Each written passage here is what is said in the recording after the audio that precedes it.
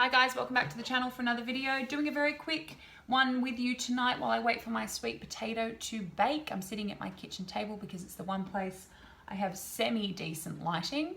You'll see Lola's tail just going back and forth like a little shark tail or a shark fin, Mia. So guys, today I want to talk to you about something that I get asked about a lot, that I see discussed in the recovery community a lot. But first of all, thank you very much for your very encouraging, enthusiastic response to the very small snippet of the memoir that I am writing. To see you all so enthusiastic to potentially one day read it, should it ever be published, has given me a big boost to go and get it done and then hopefully start circulating it to literary agents, publishers, etc. So watch this space. Today I want to talk about something I get asked a lot, and that is whether or not I have ever missed my eating disorder, or whether or not I've ever had a moment where I wanted to choose my eating disorder. The truth of the matter is that no, in the last couple of years, I think my recovery has been pretty strong with the exception of a small little blip at the beginning of this year, but I am still relapse free, almost 4 years in recovery. But there was a time at the beginning of my recovery when I certainly considered checking out again, and that's what getting sick again is. It's checking out. And those of you, excuse me Lola, can you cut it out please? I'm making a video. So rude. So for those of you who've been around for a while, you'll know that one of my big triggers for feeling like crap about myself back in the early days was romantic relationships, heartbreak, being hurt, being disappointed, because I think you wrap so much of your self-esteem and like your hopes, and it's such an exciting thing, love and dating, but it's also terrifying. And I'm more on the terrifying scale of how I respond to those things, particularly back then.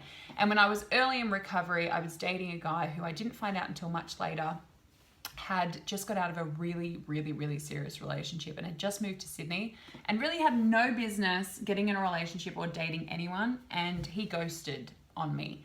And I was devastated. And what did my eating disorder tell me was the reason? Because you're fat. Because you're not sick anymore, you're not thin, and he doesn't like you.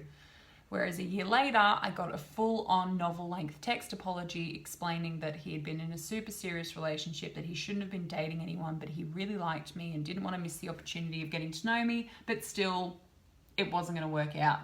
So thanks, eating disorder, for taking advantage of a weak, vulnerable moment. And that's the whole point. If you think that you are at a point where you are looking back on your illness with some kind of nostalgia or rose-colored glasses, then I'm afraid your memory is failing you.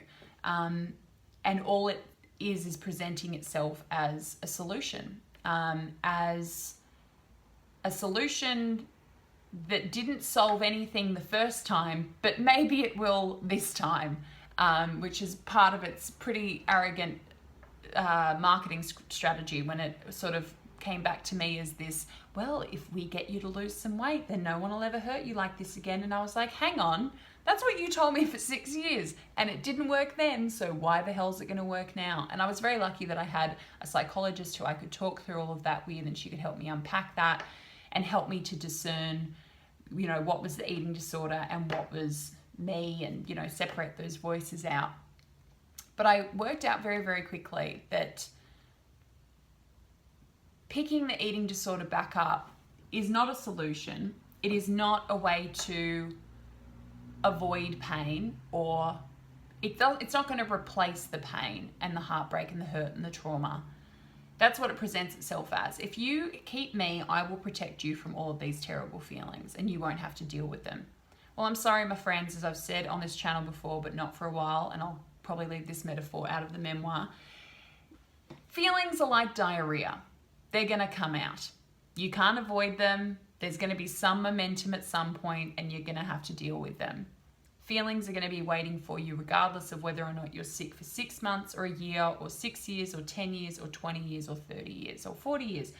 They're still going to be there waiting for you. The difference, if you pick up the eating disorder, is that you're not just going to have to unpack those shitty diarrhea metaphor feelings. You're going to have to unwind and undo one of the most deadly mental illnesses out there as well. When the eating disorder presents itself as an either or, you can have me to protect you, or you can have these shitty feelings that you don't want to confront. that's a lie. That is an absolute bloody ploy just to get its claws back into you. It's both. You've got to deal with both eventually. But you're probably more equipped to deal with the shitty, confronting, uncomfortable, don't want to go there feelings when you're well and mentally capable than if you have an eating disorder, as we know. So I think it's always important to remember that. And I consider myself very lucky, and not everyone needs to go and start a YouTube channel if you want to. I think it'd be fabulous. The more people we have talking about this stuff, the better.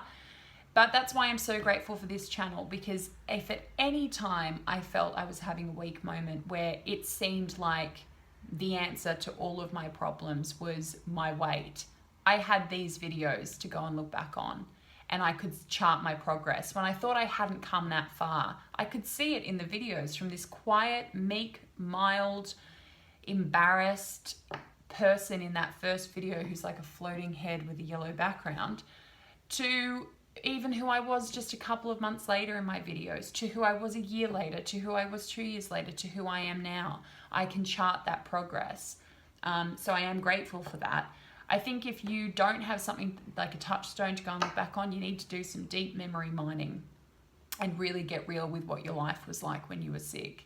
Because I at times had a tendency to forget that I was chronically, desperately lonely, that I was isolated, that I was miserable, that I was in a lot of physical and mental pain, that I was causing other people pain, that I was suicidal. I didn't want to wake up in the morning. But my eating disorder doesn't remind me of that. It just reminds me that it was a way to keep things I didn't want to deal with at bay. And I still have a reluctance to really go and stare into the face of the things that scare me or upset me or hurt me. But I'd rather get over that little hill than have to go up Everest again to tackle this eating disorder. And I guess that's why I'm reticent to say, when people ask me if I believe full recovery is possible, I would like to believe it is. But I think one of the reasons why my eating disorder recovery has been so strong is because I keep my eye on every door in the house to make sure it's not sneaking back in. It's not presenting itself as a solution or an answer or just, a little suggestion here or there. And because I'm so active in the recovery community, having this channel, I'm accountable every single day. I remember every single day, not in a morbid, horrible, like flashback kind of way, but I am reminded of the reality of eating disorders every single day. And if you are in recovery and you don't have a clear vision of what that life was really like, I wish that you could see my inbox every day from people who are currently sick. Whatever you are remembering it as, it wasn't that. I promise you. I read and interact with people who are dealing with the reality of what you've escaped through recovery every day. So if you feel like you're teetering, if you feel like you're having a weak moment in recovery, then you need a recovery tune-up. Go and speak to somebody you trust, somebody you love, to a psychologist, to a hotline, whatever you need to do to stay in that safe space, do it. Because like I said, however you are remembering it, if it's not absolutely the worst possible choice you could make, if that's not how you're remembering it, then you're not remembering it correctly. But I understand why it happens. It just, instead of presenting itself as a potential solution, that should be a red flag. Start to reinterpret was life really that bad? That's a red flag. That's not a reconsideration. Red fucking flag. Anyway, guys, I'm going to go and make my dinner and feed this cranky little kitten who's throwing little tantrums, because how dare I come home and not feed her immediately. Anyway, guys, I'll be back in that's not the sentence. I'll be back in a couple of days with another video. I'm very, very tired. I had a 30th on Saturday night and I'm getting too old to be out past 10 p.m. apparently. Anyway, guys, I'll see you soon. Much love. Take care. Have a good night. Bye.